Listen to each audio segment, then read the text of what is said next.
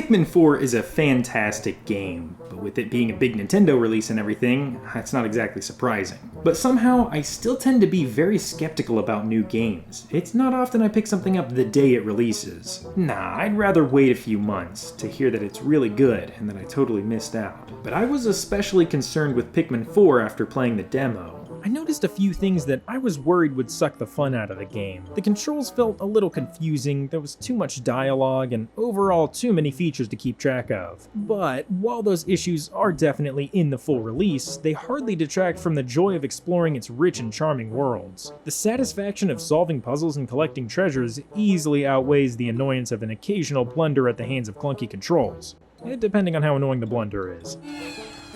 And I'm probably going a little too hard on the controls, but if you've only ever played the first game, you'll probably find this game's controls very convoluted. But despite those struggles, I absolutely loved my playthrough of this game. This kinda surprised me, because I honestly dreaded having to play each new area in Hey Pikmin. Not because Hey Pikmin is boring or anything, but I knew I was only playing it to finish a review.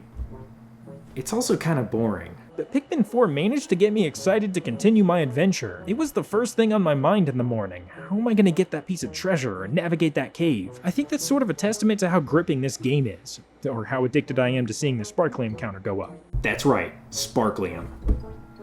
What, you don't know what Sparklium is? You didn't play Hey Pikmin! Unlike the original Pikmin, where you collect ship parts to repair your ship, you instead collect random knickknacks and trinkets, like in Pikmin 2. But like in Hey Pikmin, each treasure gives you Sparklium, which you need to fuel your ship. Pikmin 4 has made so many changes, it's definitely the most drastic shift the series has seen. But despite these countless differences, it still feels like it perfectly fits into the series. Heck, Pikmin 4 is almost an RPG at this point, with character upgrades and gear. You even have your upgradable mount/companion Ochi, but the game still slows down and gives you plenty of that good old Pikmin management and exploration that harkens back to the beginning of the series. But this time, there's no day limit. In the first game, you only had 30 days to collect your ship parts, but in the second game, there's no time limit. Then the third game introduced rations, which were your new time limit, as you could keep exploring as long as you didn't run out of rations. But Pikmin 4 goes back to the second game's format, with no day limit whatsoever. I personally really like this change. It means you can explore each area at your own pace, without being stressed out the whole time. But I can see some people preferring the time limit that forces you to make the most out of each day. It would have added a level of urgency that I think Pikmin 4 is kinda just missing. Well, that is until you unlock a sort of challenge mode called Olimar's Shipwreck Tale. It's a more intense, traditional Pikmin mode, but I'll just leave it at that. On top of being mellowed out, the core gameplay has also been decentralized a bit. The quintessential Pikmin gameplay is still at the heart of Pikmin 4, but now it's surrounded by a few staple activities, one of which is called Dandori. Dandori is a timed activity where you try and get as many points as possible by collecting treasures and dead enemies and stuff. In a Dandori challenge, you're racing against the clock to try and hit a certain threshold of points, but in a Dandori battle, you're going against an AI who's trying to get more points than you. Both games are lots of fun, but they make you play it quite frequently throughout the main game. But in case you wanted to play more for some reason, you can replay matches, or you can even go against a second player. Oh, and speaking of the second player, this game doesn't really have one. It's pretty much just the Mario Galaxy 2 player, where you throw stuff at enemies. It's definitely not engaging for the second player, who's mostly just sitting there until there's something to machine gun rocks at, but I guess it's a step above just watching the other person play.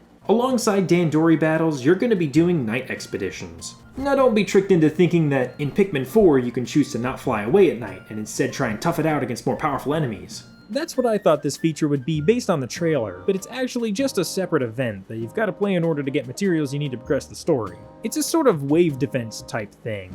I don't know, it feels kinda shallow to me. It's pretty much exactly what the trailer shows. Beat up Bulborbs with glow Pikmin so they don't destroy your glowy sand thing. But it's still fun to fight enemies, even if that's pretty much all you're doing in this activity. After you're done with the night expedition, you can head underground through one of these marked cave entrances. They're similar to the caves from Pikmin 2, but these ones aren't randomly generated. The cave expeditions are another one of those staple activities that the game has you constantly going back to. I had no problem doing these though, they're lots of fun. It's like a bite-sized, more arcadey version of the expansive swaths of puzzles and enemies you face above ground. Some caves do have lots of floors to explore, but you can leave on any floor you'd like and come back where you left off. These new activities are something I really enjoyed about Pikmin 4, but they also got really annoying. I did find myself wishing that I could just keep exploring the overworld instead of being stuck in some cave. It felt like as soon as I finished a cave expedition, the very next thing I'd find was a little guy telling me to play Dandori. Then after I catch him, I've got to do a night expedition to get glow sap so I can cure him, and I'll let my pile of uncured leaflings tell you how much I like doing night expeditions. Then before heading back in, I should probably check for upgrades and go around to my rescued NPCs and check the repeatable quests they have to make sure I'm keeping a decent amount of raw materials on me, which is used to purchase character upgrades and also build structures, and it's completely separate from Sparklium. This game can get kind of overwhelming. It's got a lot going on. It feels like the first half of this game is just a huge, relentless tutorial bombarding you with introduction after introduction to an endless list of features. This can end up being quite boring, especially if you're trying to read through all of the mostly lame dialogue.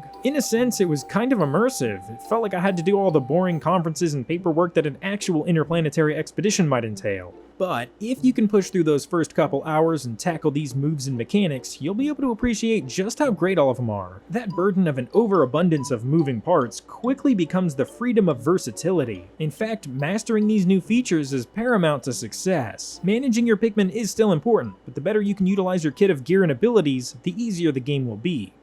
Or instead of doing all that nonsense, you can just get a few ice Pikmin. They freeze enemies and stuff. They're super OP. As far as the overall difficulty goes, I would rank this game as almost difficult, bordering on flat out easy, with a few pretty bad difficulty spikes. But luckily, most of the worst difficulty spikes can be skipped by simply lobbing a crap ton of bombs at whatever it is killing your Pikmin. Aside from these few spikes, the difficulty in this game is very consistent. I was worried the rewind time feature would make the game too easy, but it actually felt pretty good during my playthrough. It wasn't something I was using constantly or anything, it was just a few times where I got a bunch of Pikmin wiped out from something super avoidable. I also really liked the fact that the puzzles remained fairly simple all the way to the end. I'm glad Pikmin 4 doesn't have any of those sections like, for this puzzle you've got to throw your ice Pikmin into this bucket to freeze the water, so you can throw your purple Pikmin onto the ice to lower the bucket so that you can get on and throw your yellow Pikmin onto the wire to lower the flaming drawbridge that you send your fire Pikmin across so that they can push down the rope that your water Pikmin climbed to turn off the sprinkler so that your flying Pikmin can get the onion that now allows you to grow white Pikmin. Instead, each puzzle feels simple yet difficult. Many of them feel like they have multiple solutions or interpretations. In many puzzle games, unlocking something new can feel like a punishment. Like, oh great, this new gadget or move is going to be required randomly in future puzzles, and it's probably going to be the central gimmick behind the next level. But in Pikmin 4, getting new types of Pikmin or new upgrades feels empowering. It feels like you've gained an advantage against the game, not the other way around. It feels like good old-fashioned Pikmin puzzles, but with some more variety. And if it's too easy to just beat the game, you can always try and collect 100% of the treasures. Doing so gives you more to look at than a 3-digit number and a full progress bar. You also get a cute little name and description from the perspective of the little rescue explorers for each and every item. All of these items have an incredible level of charm. It's the sort of charm that pervades all of the Pikmin games, including Pikmin 4. The little songs that the Pikmin sing, the quirky enemy designs, the way your Pikmin stupidly get themselves killed because they took the worst possible path when carrying an item. Okay, that's kind of annoying, but it's still a certified Pikmin classic. The only criticism I have in the charm department is that the soundtrack is lacking originality. It's mostly songs from the first game and Hey Pikmin, and the original tracks are pretty generic sounding, although they do still sound nice. And I should mention, the final boss has a very good track, but I won't spoil that. While I haven't played all the way through Pikmin 2 or 3, I have to say, Pikmin 4 is easily my favorite game so far.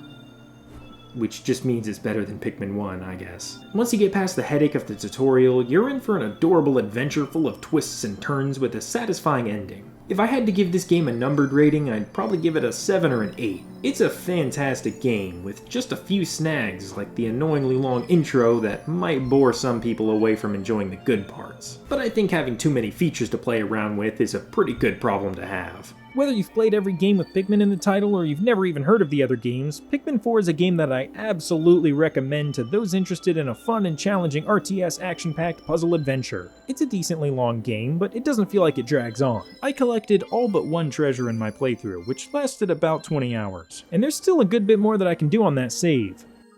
Well, hopefully now you've got a better idea of what to expect out of Pikmin 4. If you've got the patience, it's got a lot worth playing. Anyways, I appreciate you watching.